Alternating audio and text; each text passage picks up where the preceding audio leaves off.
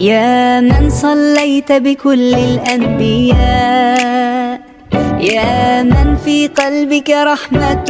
আসসালামু আলাইকুম and hello all লাভ। সবার কি অবস্থা? ঈদ শেষ হয়ে গিয়েছে, বাট আমার এখনো ঈদের ব্লগ এডিট করে ছাড়াই হচ্ছে না। এই ব্লগটা হচ্ছে লাস্ট ফ্রাইডেতে আমরা ঘুরতে চলে গিয়েছিলাম একটি পার্কে। এই পার্কটাতে আমরা প্রায় সময় চলে আসি আমার নূরকে নিয়ে। বাচ্চাদের জন্য খুবই সুন্দর একটি জায়গা, এমনকি বড়রাও চাইলে ঘুরে দেখতে পারবে। আপনারা জানেন কিনা জানি না, আমার ব্লগ লাইফ শুরু হয়েছিল এই পার্ক থেকে ভিডিও করে ঠিক 1 বছর আগে। পার্কটাতে মোটামুটি অনেক কিছুই রয়েছে, বাচ্চাদের জন্য রাইড শেয়ার রয়েছে আর খুবই রিজনেবল প্রাইসের মধ্যেই রয়েছে। আমাদের বাসা থেকে তেমন একটা বেশি দূর না, মাত্র 50 টাকা ভাড়া রিক্সা। ট্রাই করেছি তোমাদের জন্য সবচেয়ে ভালো ভালো ক্লিপ গুলো রেখে দিতে, যাতে তোমরা বুঝতে পারো জায়গাটা কেমন সুন্দর। প্রকৃতির মাঝে খুবই সুন্দর একটি জায়গা তারা করেছে, বাচ্চাদের জন্য অনেক কিছু রেখেছে এবং কি বড়দের জন্য ঘোরার জন্য জায়গা রয়েছে। রাখি এক একটা রাইড মাত্র 50 টাকা করে তারা নিচ্ছে। আমার কাছে জায়গাটা অনেক বেশি ভালো লাগে, শুধু ঈদ স্পেশালে না, আমি মাঝে মাঝে এই জায়গাতে নূরকে নিয়ে আসি।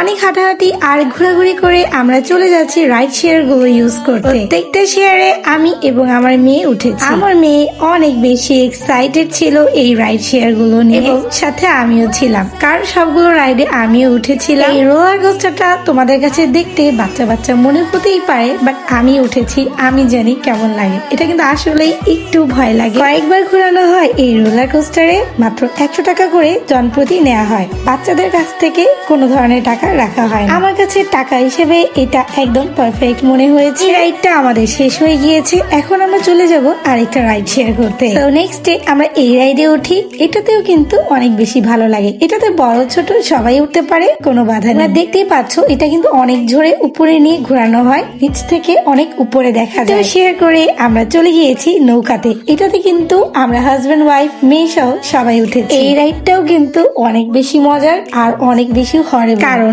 এই রাইডের মাথায় মানে নৌকার মাথায় যারা বসে তারাই জানে এটা কত বেশি ভয়ঙ্কর। রাইডের খেলা শেষ করে চলে এসেছে আমার মেয়ে তার পছন্দের খেলা খেলতে। গেমটা আমার মেয়ে অনেক বেশি পছন্দ করে, আর এই গেমটার নাম রেখেছে ও স্লিপার। আমার মেয়ে মাশাআল্লাহ এত বেশি এনার্জেটিক যে ও যতই খেলাধুলা করুক ওর মধ্যে টায়ার্ডনেস একদমই দেখা যায়, আর খুব সাহসও কিন্তু নিজে একা একা সবকিছু করতে। খেলাধুলা ঝাপটাঝাপটি দৌড়াদৌড়ি সব শেষ করে রাইট নাও আমরা বসেছি একটু রেস্ট নেওয়ার জন্য। বিকেল থেকে অলমোস্ট সন্ধ্যা হয়ে গিয়েছে, তখন আমরা চলে যাচ্ছি রেস্টুরেন্ট। পার্কের সবকিছু ঠিক থাকলেও আমার কাছে খাবার দাবার তেমন একটা ভালো লাগেনি, তাই আমি ভেবেছি বাইরে গিয়ে কোনো ভালো রেস্টুরেন্টে খাবো। বেসিক্যালি আমার এই রেস্টুরেন্টের খাবারগুলো অনেক বেশি পছন্দ। আমরা ফার্স্টে অর্ডার করে দিয়েছি থাই স্যুপ। এই রেস্টুরেন্টের এই থাই স্যুপটা আমার কাছে অনেক বেশি ভালো লাগে, ঝাল কম দেয়া হয়, তাই আমার মেয়েও খেতে পারে, আর আমার কিন্তু বেশ পছন্দ এই স্যুপটা। তারপর চলে এসেছে আমাদের মেইন মেনু, মানে আমরা চাইনিজ অর্ডার করেছিলাম খাওয়ার জন্য। সত্যি কথা বলতে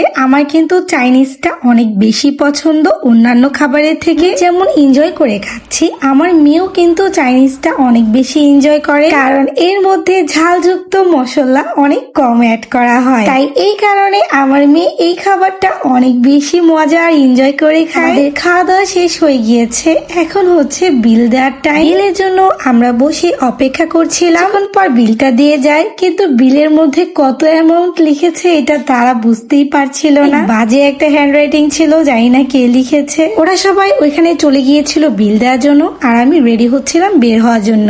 আজকে আমাদের অনেক বেশি হ্যাট্রিক ডে ছিল, বাট অনেক ফান করেছি, অনেক এনজয় করেছি। তোমাদের সবার আমার ব্লগটা কেমন লেগেছে অবশ্যই জানাবে এবং আমার পাশে থাকবে। সবাই ভালো থেকো, আল্লাহ হাফেজ।